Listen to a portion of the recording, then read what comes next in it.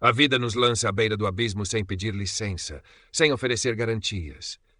Nas noites insones ou nos dias em que tudo parece falhar, o desespero cresce como um parasita. Ele sussurra que não há sentido, que tudo que buscamos é vago e frágil como as promessas de um mundo que, no fundo, nada promete. O niilismo, tão temido e tão mal interpretado, é apenas o desvelar dessa verdade crua. O mundo é um teatro sem autor. Schopenhauer nos ensinou que a vontade cega nos empurra para a dor, pois o querer é incessante e sempre insatisfeito.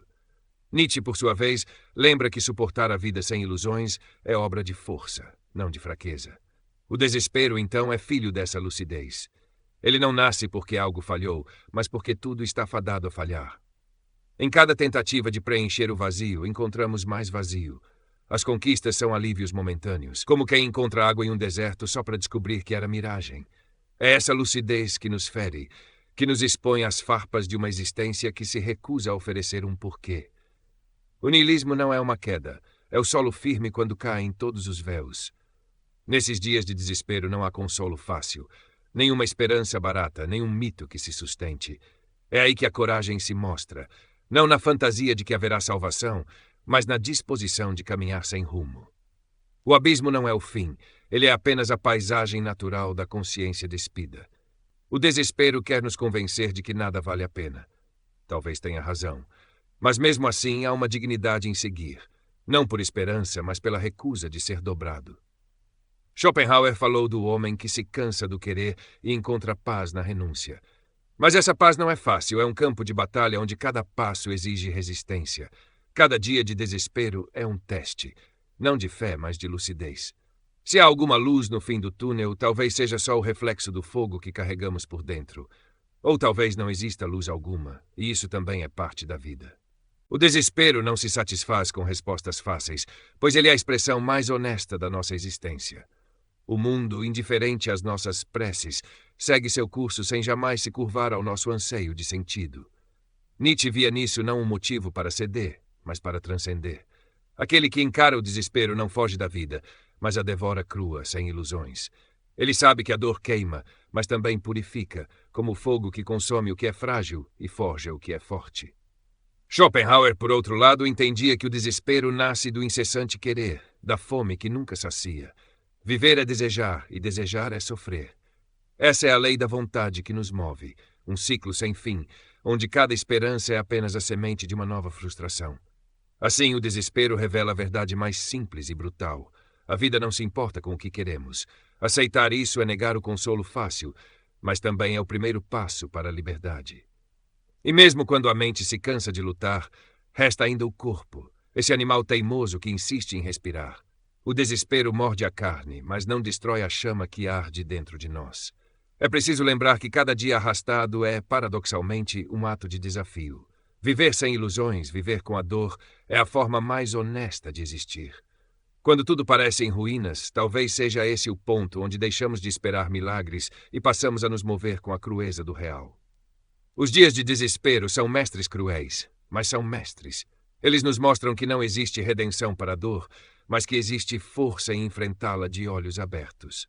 Nietzsche falou do homem que dança sobre o abismo, e é essa dança, feroz mesmo sem música, que nos mantém vivos. Não se trata de esperança, mas de vontade. Não se trata de vitória, mas de presença. O desespero, como um espelho, nos revela quem somos quando o mundo nos vira as costas. E talvez não haja nada mais corajoso do que seguir mesmo assim com as mãos vazias, mas com o espírito erguido. O desespero é uma fogueira que arde no peito, uma voz que grita no silêncio. Ele nos faz duvidar de cada passo, de cada respiração, como se o ar fosse escasso e o chão traiçoeiro. Há uma lucidez terrível em sua presença. Cada pequena esperança se mostra uma mentira. Cada doce promessa se dissolve como fumaça. Nietzsche nos lembra que a vida é uma tragédia sem enredo definido, e cabe a nós dançar nessa tragédia sem jamais esperar aplausos. Schopenhauer sussurra que desejar é se ferir, que sonhar é alimentar a fera do sofrimento. Talvez ele tenha razão, pois cada desejo é um punhal que enterramos no peito. A vontade de existir é também a vontade de sofrer. A mente então hesita. Por que continuar se tudo é dor? Mas essa pergunta, tão velha quanto a própria consciência, não oferece descanso. Ela nos obriga a enfrentar o abismo e a aprender a caminhar à beira dele. Nesse campo de batalha interno, o inimigo não está fora, ele mora em nós. São os pensamentos que repetem que somos fracos, que não há nada além da ruína, que o futuro é apenas um corredor escuro. O desespero não traz redenção. Ele não oferece sentido. Mas ele nos ensina o valor de permanecer, mesmo que seja apenas por teimosia. É nessa teimosia que nasce a força. É nessa recusa de ceder que nos tornamos mais que vítimas da vida. Nos tornamos sobreviventes dela. Nietzsche falava do eterno retorno. A ideia de viver tudo de novo, sem arrependimento. Talvez, no desespero, encontremos a coragem de dizer sim a esse retorno. Um sim sem esperança, mas ainda assim um sim. O desespero tem um gosto amargo, como vinho envelhecido em barris de dor. Ele nos embriaga e nos faz questionar se há alguma saída, se há algum alívio.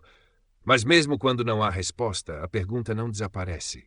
Nietzsche dizia que precisamos de caos dentro de nós para dar à luz uma estrela dançante. Mas como dançar quando tudo em nós parece paralisado? A vida, no entanto, não para por nossa dor. Ela nos arrasta, empurra, quebra nossos ossos e nossas convicções. O mundo não espera que estejamos prontos. Ele simplesmente continua, indiferente ao nosso sofrimento. Essa é a verdade crua do niilismo. Não existe um propósito maior para nos sustentar. Não existe um sentido divino para nos guiar. Existe apenas o que somos e o que fazemos com isso. Schopenhauer murmuraria que o melhor seria a negação da vontade, a fuga dos desejos que nos atormentam. Mas mesmo essa negação é um desejo em si. E assim nos vemos presos num círculo sem fim. Talvez a resposta não esteja em apagar os desejos, mas em aprender a carregá-los sem permitir que nos destruam. Porque o desespero se alimenta de nossa recusa em aceitá-lo. Ele cresce quando negamos o que sentimos, quando tentamos escapar de nós mesmos. Talvez seja aí que o desespero se torna suportável, quando paramos de lutar contra ele e começamos a conviver com sua presença. Ele se torna um companheiro silencioso, um lembrete constante de que somos humanos, de que somos imperfeitos, de que somos falíveis. E nesse reconhecimento há, paradoxalmente, uma estranha forma de liberdade, pois quando aceitamos nossa fraqueza, deixamos de ser escravos dela. A vida continua.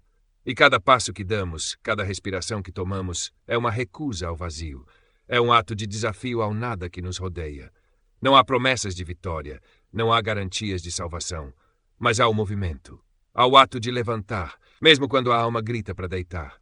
Há o ato de persistir, mesmo quando o mundo parece um labirinto sem saída. E talvez, apenas talvez, isso seja tudo que temos e tudo que precisamos. O desespero, em sua essência, nos lembra da ausência de sentido absoluto. Ele nos expõe ao abismo que Nietzsche descreveu, o abismo que não apenas nos observa de volta, mas nos convida a nos perder em sua escuridão.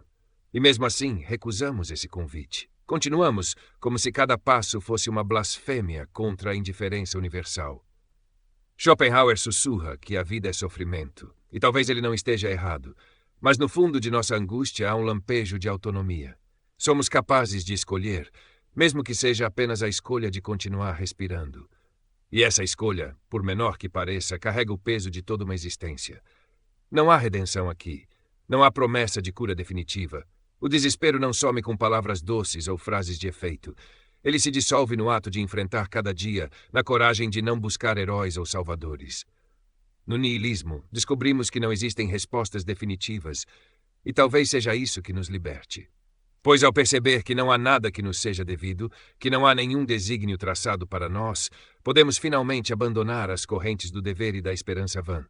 O inimigo que habita em nós, com suas vozes de medo e derrota, nunca será silenciado por completo, mas ele pode ser observado, compreendido, exposto à luz da consciência. E nessa lucidez encontramos uma forma de resistência, uma forma de dizer ao vazio: eu continuo aqui, apesar de tudo. O desespero não precisa ser o fim.